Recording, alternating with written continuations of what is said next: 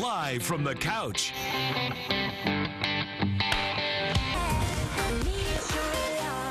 Who is this? I need your love. Oh, I also need a prescription. Hey, a new study on heart health to the effects of social media on kids' well-being. Just some of the latest health headlines. And here with the details and some insight for us this morning, Dr. David Greuner, a cardiovascular surgeon. Good morning. Good morning, guys. So you have some news about how music can be good for our heart. Yeah, I think this, basically strengthens the hypothesis that hormonal effects and situational things have a positive benefit or negative, depending. So calming music without any emotional ties, things that kind of calm you down, increase your healing from any specific activity. Actually, interestingly enough, when I was doing my training, we were a participant in this sort of research after open heart surgery, and it did show that calming music, specifically harp music, in our hospital helped a lot with the recovery. Well, you would just play it in the ER or the recovery? No, they had a harpist come into the post-operative recovery room, an actual harpist with a large harp. So live music. Cool. Live music. And That's nice. great. Get harpo marks. And then that's great. Okay, so flu season is about to begin, right? Sure. And we are fighting a different strain this year. What's the update? What do parents and big kids need to know?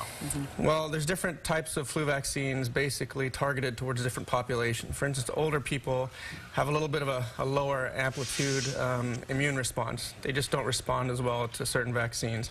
So they have a higher dose flu vaccine for that specific population to get the same effect in someone that may not act as significantly towards the same vaccine.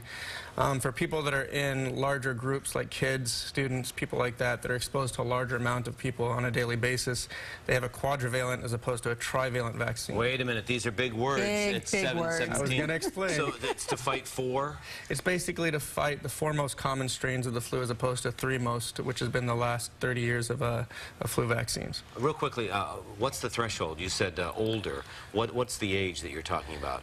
People tend to, their immune response tends to decline after around 55, 60. Okay, all right, good. Okay. Now, I understand there's a new study out that lets us know how social media can kind of encourage some bad habits in teens.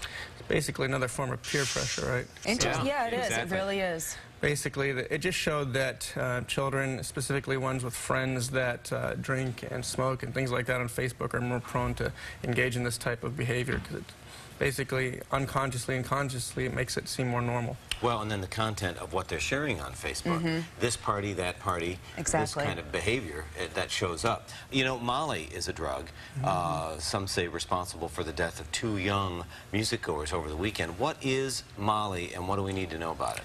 Molly is the active ingredient in MDMA, which is the street drug ecstasy. And the problems with a lot of these drugs is nobody has any data in terms of efficacy and things like that for any specific patients. So people are taking more doses. Or a lot of problems with MDMA is the dose to actual effect, time is significant. So a lot of people, I think, maybe if they don't get an instant response, are taking too much. And they reach that side effect threshold. Is there anything parents can look for? Well, with any sort of amphetamine, you're going to have the same sort of reaction, which is dilated pupils, anxiety, sleeplessness. Specific to MDMA is things like teeth grinding and stuff like that. Okay, very interesting. Now, I understand that being a perfectionist is not a good thing at work. I wouldn't know anything about that. I would think it's the opposite, but I guess I'm wrong. Yeah.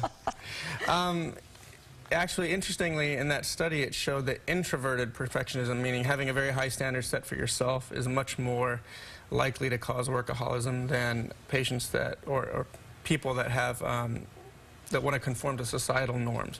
So if you have very high standards for yourself, you're more likely to create a dysfunctional situation. Now, does this border on things like OCD or anything? I think so, yeah. Yeah, and then you're hurting yourself. Correct. So it's okay, I can tell my wife, hey, relax, I'm a healthier person. It's funny you say that. Interestingly, that study was mostly women, so it shows that Fantastic. they're really pulling up the standards for us. Just keep winning. All right, well, you know what? Thank you for coming in, Dr. David Greuner. No problem. We appreciate it, and you can see all this information again on our website at WLNYTV.com/thecouch. Thanks, doctor. All right.